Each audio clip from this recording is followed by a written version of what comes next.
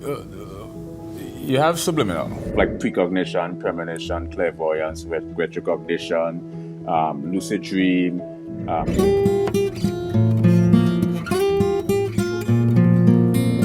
And you have cognitive behavioral therapy, CBT.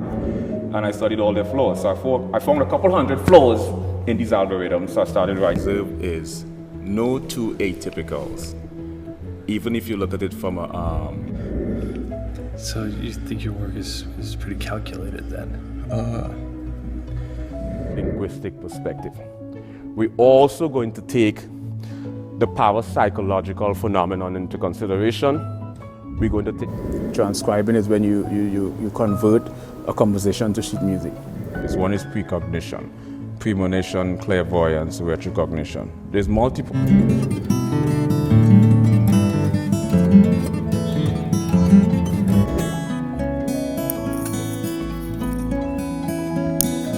Sound, what is amplitude, frequency, velocity, why do we hear octave? But that's just from a physics perspective.